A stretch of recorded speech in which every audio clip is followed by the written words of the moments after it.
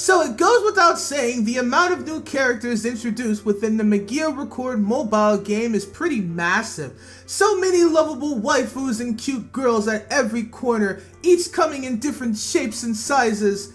In truth, having so much variety can make it really overwhelming to know who to even choose from. I mean, how do you even determine who best girl is? Well, fear not, cause I totally got your back in helping you learn everything you need to know about each girl, and in today's video, we're going to be taking a look at the character known as Mayu Kozue, and I'll be explaining to you everything from her magical girl wish to her weapons to her personality. Every single thing you need to know about this character will be in this video. So if you're into that, then stay tuned. Hey, this is Mommy Sexual reporting for duty. Mayu Kozue is a new magical girl that appears within the Magireco mobile game. She has blue eyes and black hair and is a third-year student at Mizuna Academy, which is actually an all-female girls' school. And that just so happens to be the very same school that Ria Ami attends, who happens to be a character in Magireco I made a video about, so feel free to check that out if you want to know more about her. Mayu Kozue's weapon of choice is actually an oversized paintbrush. Her soul gem is a blue drop-shaped gem worn as a hair clip, which you can see right here. Mayu Kozue's witch form goes by the name of Naomi, and the description of her doppel witch is as follows. The doppel of favoritism. Its form is Nadeshiko. The master of this emotion is bewildered by this doppel's ability to deceive opponents and take control of their hearts, and is troubled by its nature as a representation of herself. Anybody who has their sleeves tugged by this doppel cannot help but love it. It can compel men in particular to absolute servitude and to a level of self-sacrificing devotion that fears not even death. Even if its target is a woman, she will surely find it difficult to raise her hand against something so beauteous. However, should one overuse this power to create throngs of blindly devoted followers, ruin shall inevitably fall upon them. Mayu Kozue's hobby involves her visiting and walking through art galleries and museums, largely due to her father having a job in the arts. And as a result of this interest being developed, Mayu Kozue works part-time at the Kamihama Contemporary Art Museum. If I had to describe Mayu Kozue as a person, I would say she's one of those really honest, sweet, innocent, girly types who always goes out of her way to be of service to others, and it's thanks to these personality traits that she's able to charm people instantly upon meeting them, especially as it relates to guys.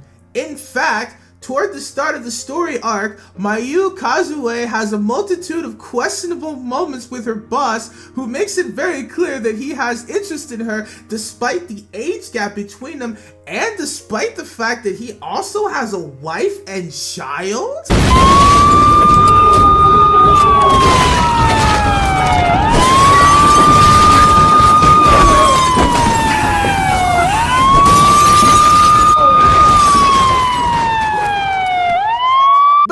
Despite Mayu Kozue's kind nature, she tends to be a little on the clumsy side, and sometimes this results in her making mistakes and getting scolded for it by others.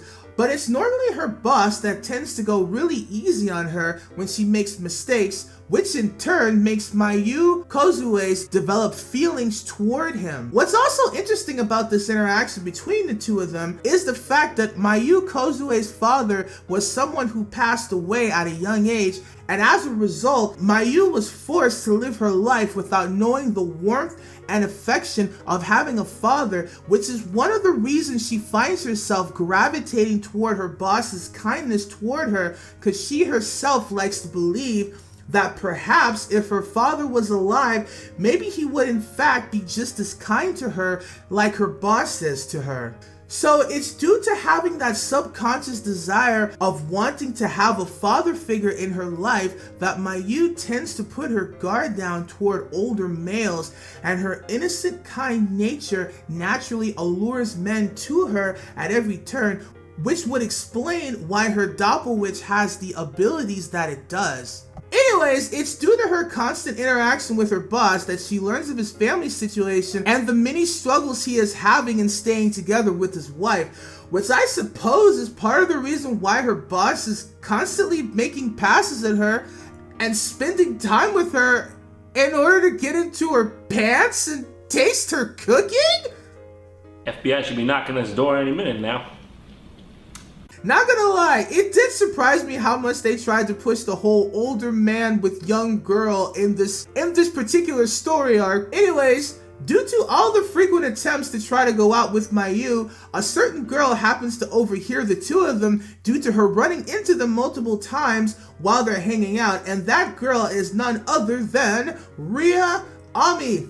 Once again, link in the description to her information video, wink wink. And then from here, the two of them kind of form a bit of a master-slave relationship in the idea of Ria Ami holding herself on a pedestal in Mayu's presence and allowing her to apply san to her last name and commenting on the fact that she's so happy that Mayu turned out to be a nice, obedient girl that she could manipulate to her liking. It's after this that Ria Ami takes it upon herself to act as Mayu's bodyguard and forces the men that surround Mayu to take a hike while constantly expressing to Mayu the importance of not being so easy for men to want to approach. Ria also mentions that due to Mayu's boss having a family, should she continue to get involved with him, it will cause a rift between herself and her boss's family. It's after this encounter with Ria that Mayu begins to contemplate and question what she can do to help her boss stay together with his family, who he mentioned having problems with. And it's at this point that Kyubei appears and, can you guess what happens next? Yeah, you guessed it. Mayu makes a wish, which is to stop her boss's family from breaking apart. So yeah, this really does prove just how far Mayu is able to go for the sake of others and puts her in the same category of Madoka, Sayaka, and Kyoko, who all made wishes for the sake of other people. It's after this wish is made that Mayu's boss moves away and Mayu has her very first encounter with fighting a witch alongside Ria Ami and a friend of hers who's also a magical girl that goes by the name of Sayayuki. After some struggle in taking said witch down, it was actually Mayu being the difference maker in taking down the witch despite it being her first battle. And thus that is Mayu Kozue explained. Be sure to check out my previous video on Ria Ami to get information on who she is, and also check out my Magia Record playlist if you're interested in learning more about Magia Record. Anyways, I hope you enjoyed this video and I'll catch you later. This is Mommy Sexual signing out. Peace!